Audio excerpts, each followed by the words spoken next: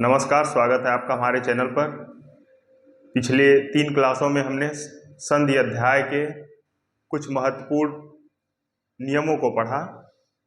संधि में हम स्वर संधि का अध्ययन कर रहे हैं। स्वर संधि के अंतर्गत हमने पिछली 2 क्लासों में दीर्घ स्वर संधि और गुण स्वर संधि का अध्ययन किया और उससे संबंधित 40, 50, 50 प्रश्नों को हल किया।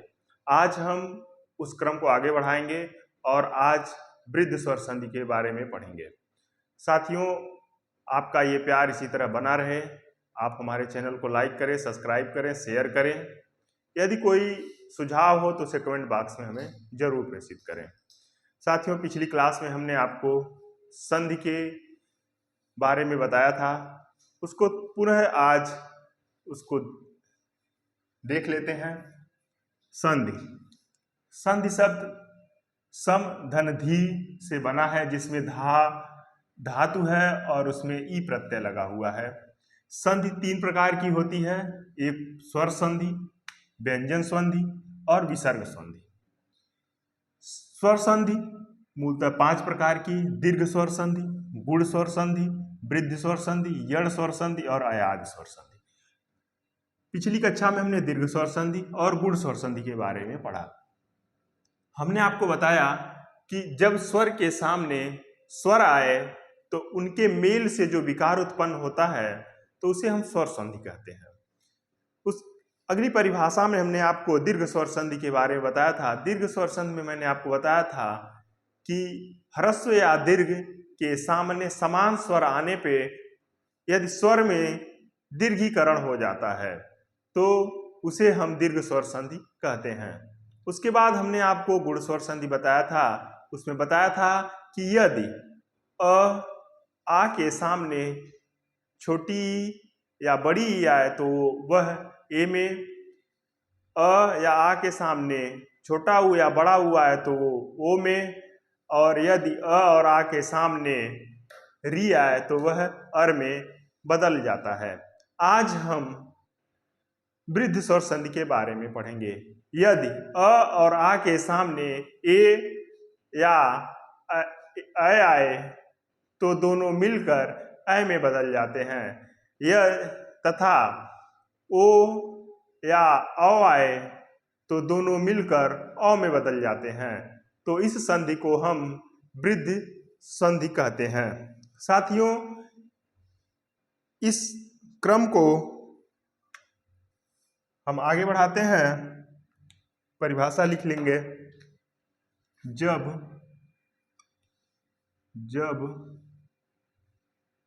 अ या आ के बाद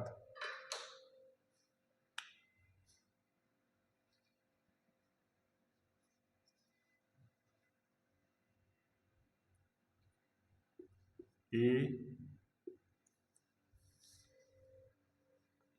या ऐ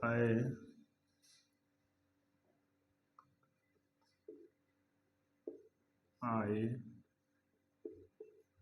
तो दोनों मिलकर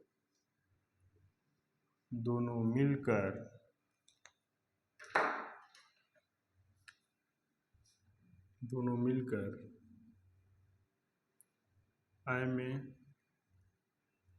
तथा ओ या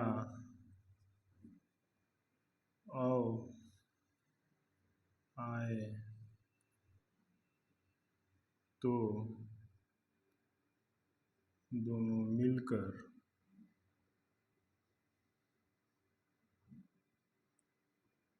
औ में परिवर्तित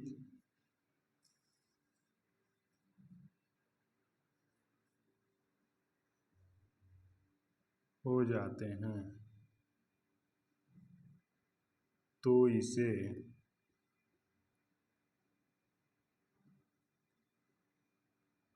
वृद्धि संधि कहते हैं। जब अ या अ के बाद ए या ऐ आए तो दोनों मिलकर ऐ में बदल जाएंगे, तथा यदि अ या आ के बाद ओ या औ आए तो दोनों मिलकर अ में बदल जाएंगे। यहाँ अ में बदलेगा और ये ए में बदलेगा, तो उसे हम वृद्ध स्वर संधि कहते हैं। इसका नियम होता है, यदि अ आ के साथ ए या ऐ आता है तो ए ऐ में बदल जाता है। यदि आबली आ के बाद ओ या औ आए तो दोनों मिलकर अ में बदल जाते हैं। ये इसका नियम है। अब आप पहचानेंगे कैसे कि इसमें वृद्ध स्वर संधि है, तो आप यहाँ लिखेंगे, पहचान चिन्ह में देख लेंगे मात्रा, ये मात्रा आएगी या फिर मात्रा औ की मात्रा आएगी। इन दोनों से आप पहचानेंगे कि यहाँ पे वृद्ध स्वर संधि है। वृद्ध स्वर संधि है। हमने आपको बताया अ या आ के बाद ए या ऐ आए तो ऐ में बदलेगा, अ या आ के बाद ओ या औ आए तो औ में बदलेगा, यानी कि यहाँ सबका दीर्घी का वृद्धि हो जा रही है, तो वहाँ पे वृद्ध स्वर संधि है। अब पहला रूल देख लेते हैं। पहले रूल में है अ और ए के मिलने से ऐ बनेगा, अ और ए के मिलने से भी ऐ बनेगा। तो उदाहरण लिखा हुआ है एकक। एकक का अगर हम संधि विच्छेद करें तो होगा एक धन एक, ये हुआ एकक। यदि हम इसका भी विच्छेद कर दें तो होगा ए क हलंत और अ, ये इसका विच्छेद हुआ। इसी तरह यदि हम इसका विच्छेद करें तो ये होगा एक। इन दोनों के मिलने से जो विकार हुआ, उस विकार से ऐ का निर्माण हुआ, तो ये बना ए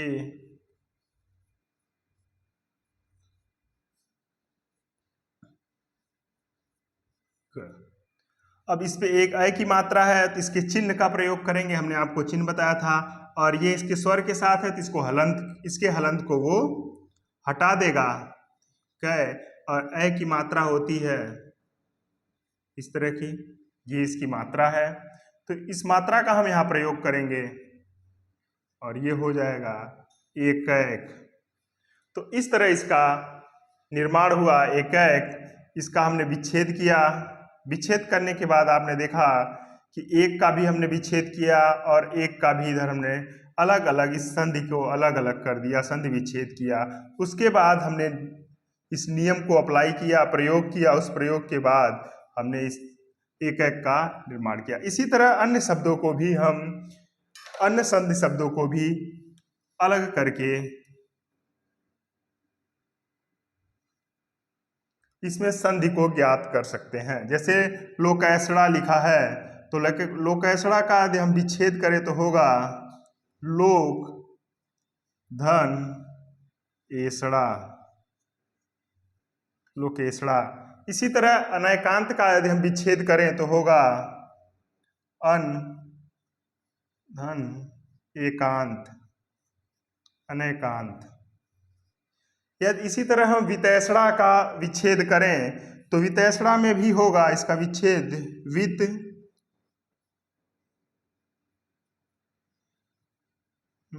ऐषणा। यदि पुत्रैषणा का विच्छेद करें तो होगा पुत्र,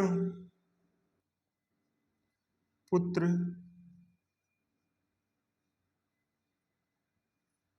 ये इनके विच्छेद हुए। आप इन्हें पहचानेंगे कैसे? परीक्षा में यदि आपको ये मात्रा दिखती है, ये मात्राएं अगर दिख जाएं तो आप समझेंगे यहाँ पे वृद्ध स्वर संधि है। ये मात्राएं इसकी पहचान चिन्ह हैं। इन पहचान चिन्हों से आप पहचान लेंगे कि यहाँ पे वृद्ध स्वर संधि है। इसी तरह अगले नियम की तरफ चलते, अगर अ के साथ अ आए तो भी वह अ में बदलेगा। जहाँ पे उदाहरण लिखा है नैस्वर्य, नैस्वर्य का यदि हम विच्छेद करें तो होगा नौ, नौ ऐश्वर्य, नौ धन ऐश्वर्य, ये हुआ नौ ऐश्वर्य। यदि हम इसको अलग कर लें,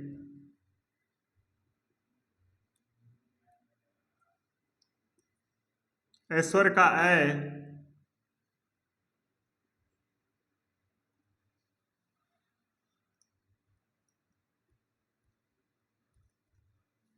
तो यहाँ पे अ के साथ अ का संयोग होगा और इन दोनों के संयोग से, मेल से यहाँ विकार होगा और अ की मात्रा का निर्माण होगा। तो हो जाएगा न, इन दोनों के विकार से अ बना,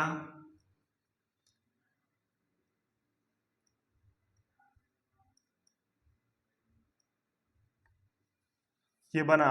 अब इसको हम, इस विच्छेद को हम अब संधि कर लेते हैं। तो संधि करने के बाद बना नौ स्वर। आपने देखा कि नव ऐश्वर्य जो संधि शब्द है उसका विच्छेद करने के बाद किस तरह से पुनः नव ऐश्वर्य शब्द का निर्माण हुआ। अब आप आसानी से अन्य शब्दों का भी इसी तरह विच्छेद कर लेंगे और विच्छेद करने के उपरांत आसानी से पहचान सकेंगे कि इसमें कौन सी संधि है। यदि आपसे विच्छेद दिया हो नौ और उसके साथ ऐश्वर्य लिखा हो तो उसको कहे कि इसमें कौन सी संधि होगी या संधि शब्द का निर्माण करिए या संधि शब्द कौन सा है, तो आप आसानी से इसको इस नियम का प्रयोग करेंगे और बता देंगे कि इसमें वृद्ध स्वर संधि है। साथियों, अब हम अगले शब्द का इसी तरह विच्छेद कर लेते हैं और देखते हैं कि इन शब्दों के विच्छेद क्या होंगे। लिखा हुआ है मैतैक्य, मैतैक्य का अगर हम विच्छेद करें तो होगा मत धन ऐक्य, मतैक्य। इसी तरह देवैश्वर्य का अगर यदि हम विच्छेद करें तो होगा देव ऐश्वर्य। इसी तरह हम धनैश्वर्य का विच्छेद करें तो होगा धन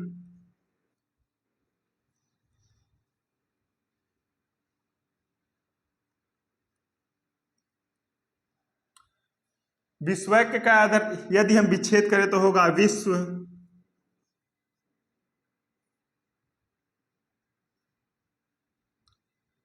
ये इसके विच्छेद हुए। आप आसानी से इनके पहचान चिन्हों से बता सकते हैं कि यहाँ पे कौन सी संधि है। ये इसके पहचान चिन्ह हैं। आप इन पहचान चिन्हों से आसानी से बता सकेंगे कि यहाँ पे कौन सी संधि है। साथियों, अब हम अगले नियम की तरफ बढ़ते हैं। यदि आ के साथ ए आए तो भी ए होगा। यहाँ पे लिखा हुआ है सदैव, सदैव का यदि हम विच्छेद करें तो होगा सदा एव, सदैव। इसी तरह हम वसुदैव का विच्छेद करें तो होगा वसुधा, वसुधा यानी कि पृथ्वी, वसुधा एव। इसी तरह हम तथैव का विच्छेद करें तो होगा तथा धन एव, तथा धन एव। यदि हम एक दैव का विषय विच्छेद करें तो होगा एकदा, एकदा धन एव, एक दैव। इसी तरह हम सर्वदैव का विच्छेद करें तो होगा सर्वदा धन एव। आपको यह समझ में आया कि आप किस तरह से इसका विच्छेद करेंगे। यदि विच्छेदित शब्द दिया हो, उससे पूछे इसमें कौन सी संधि है या संधि शब्द कौन सा है, तो आप आसानी से बता सकेंगे इस नियम का प्रयोग करके। यहाँ से आ और ए, इन दोनों के मिलन से आप के मेल से यहाँ पे जो यहाँ के मेल से जो परिवर्तन हुआ, उस परिवर्तन से अ का निर्माण हुआ। यहाँ पे आ और ए के मिलन से जो विकार हुआ, उस विकार से अ का निर्माण हुआ। यहाँ का आ और यहाँ का ए, यहाँ का आ और यहाँ का ए मिलने से जो विकार हुआ, उस विकार से अ का निर्माण हुआ।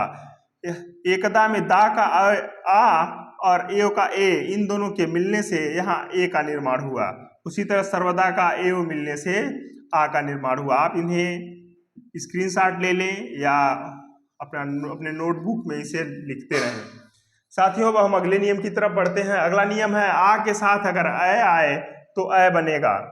यानी कि आ के साथ अगर अ आता है तो इनसे जो विकार होगा, उससे अ के शब्द का ही निर्माण होगा। जिसे लिखा हुआ है महेश्वर्य। महेश्वर्य का यदि हम विच्छेद करें तो होगा महा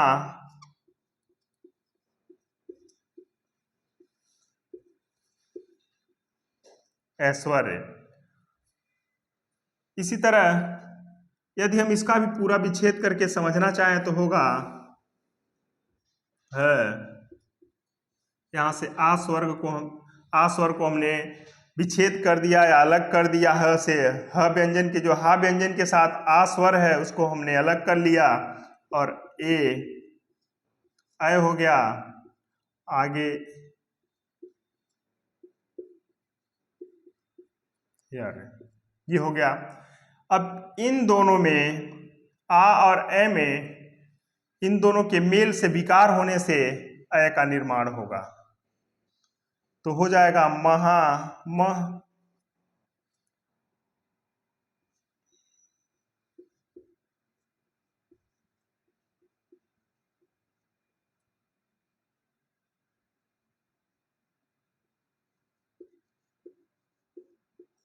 इन तीनों के, अब इसकी मात्रा इसके साथ और ये हलंत को हटा देगा तो हो जाएगा महेश्वर्य। यह विच्छेद आपको समझ में आ गया होगा। आप इसे लिख लें किस तरह से यह विच्छेदित किया गया है। यदि हमें विच्छेद दिखा दे, संधि का अगर परीक्षा में विच्छेद दे दे और उससे पूछे कि इससे कौन सी संधि शब्द का निर्माण होगा, तो आप बताएंगे कि महाधन ऐश्वर्य से महेश्वर्य शब्द का निर्माण होगा। इसी तरह हम अन्य शब्दों का भी विच्छेद कर लेते हैं। लिखा हुआ है धरेश्वर्य। धरेश्वर्य का जब हम विच्छेद करेंगे तो होगा धरा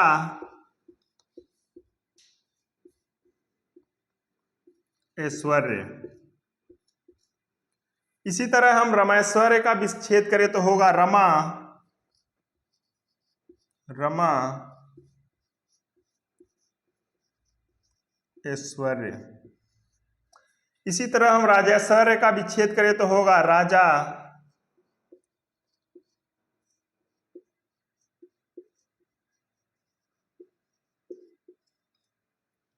धन ऐश्वर्य। ये हमने अ के साथ ए, अ के साथ आ के साथ ए, आ के साथ अ, इन चार नियमों का अध्ययन किया। अब हम अगला नियम अ के साथ ओ, अ के साथ औ, आ के साथ ओ और आ के साथ औ के तहत शब्दों को देखेंगे।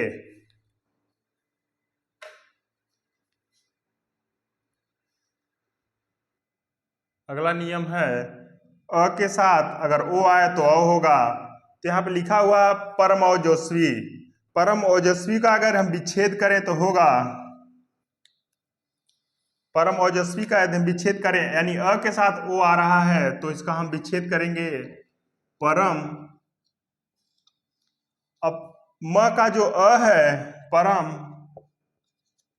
ओजस्वी, परम ओजस्वी। आप आसानी से पहचानेंगे इस मात्रा से कि यहाँ पे वृद्ध स्वर संधि है। उसी तरह लिखा है सुद्रौदन। सुद्रौदन का यदि हम विच्छेद करें तो होगा सुंदर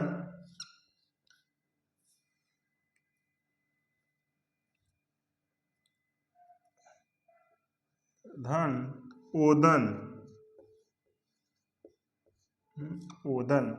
इसी तरह हम जलौस का यदि विच्छेद करें होगा जल धन ओस जलौस। इसी तरह हम परमौज का यदि विच्छेद करें तो होगा परम धन ओज। यानी कि यदि अ के साथ ओ आता है तो वह अ में बदल जाता है या परिवर्तित हो जाता है या उसका विकार हो जाता है। विकार के बाद अ का निर्माण होता है। आप आसानी से परीक्षा में इस मात्राओं से अ की मात्रा से आप पहचान लेंगे कि इसमें वृद्ध स्वर संधि है। इसी तरह लिखा है दंतौष्ठ। दंतौष्ठ का यदि हम विच्छेद करें होगा दंत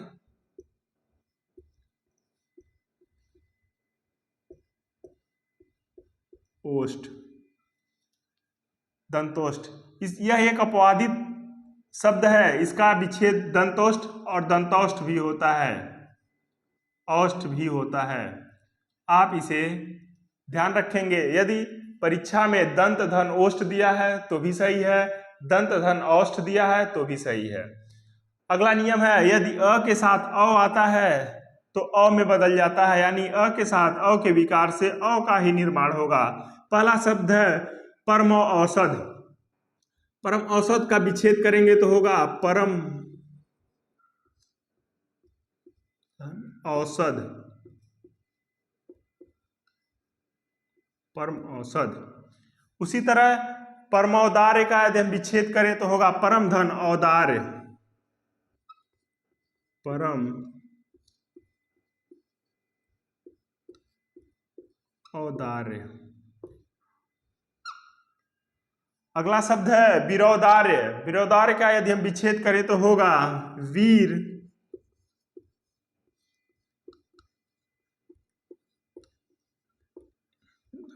औदार्य। यदि हम प्रौद्योगिकी का विच्छेद करें तो होगा प्र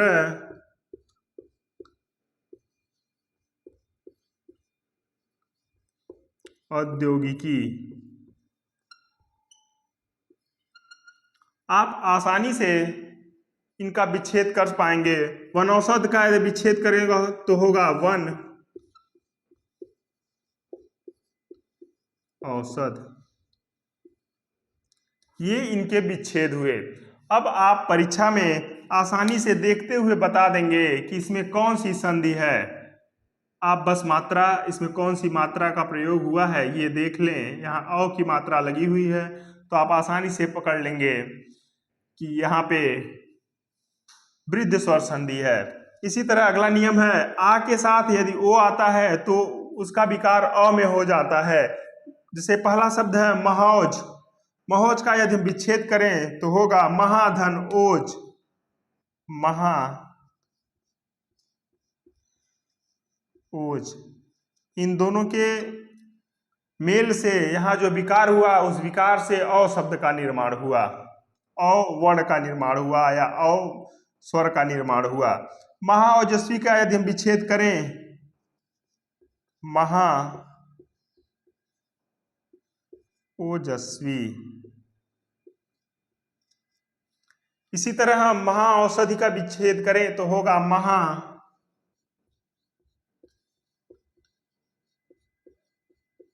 औषधि। ये इनके विच्छेद हुए। अब अंतिम नियम है यदि आ के साथ अ आए तो उनके विकार से, उनके मेल से जो विकार होगा उससे अ स्वर का निर्माण होगा। अब यहाँ पे पहला वर्ड है महोदार्य। महोदार्य का यदि हम विच्छेद करें तो होगा महा धन औदार्य।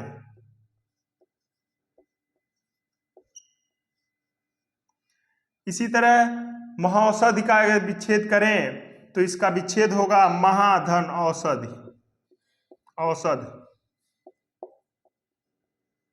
औषध। इसी तरह महौत्सुक्य का यदि हम विच्छेद करें तो होगा महाधन उत्सुक्य, औत्सुक्य, महा,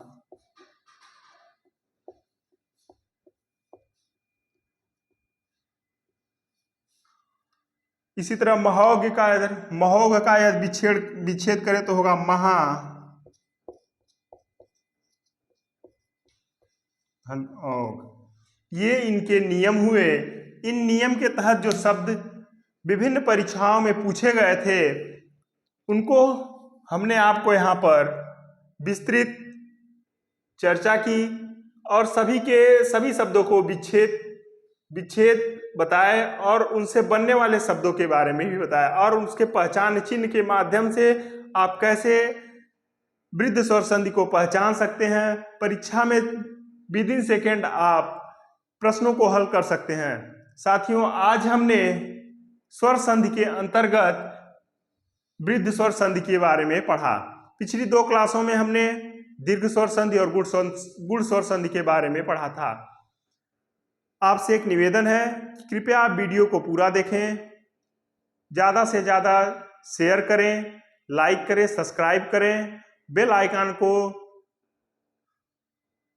प्रेस करना ना भूलें तथा आपसे एक और विनम्र निवेदन है कि आप जो यहाँ पे पढ़ाया जा रहा है उसका अलग से अपना नोट्स बनाते रहें, जिससे आप परीक्षा के समय आसानी से इनको रिवाइज कर सकें और जब प्रश्न या प्रैक्टिस सेट जब करवाया जाएगा तो आप जहाँ कहीं भी भूलेंगे तो ये नोट्स आपको काम आएंगे कि इनका प्रयोग कर पाएंगे आप। इनके उपयोग से आसानी से जो आपके मन में संशय होगा प्रश्नों को लेकर, उन प्रश्नों को आप हल कर पाएंगे और उस संशय का समाधान कर पाएंगे। धन्यवाद दोस्तों वीडियो देखने के लिए। Thank you. मिलते हैं अगले वीडियो में।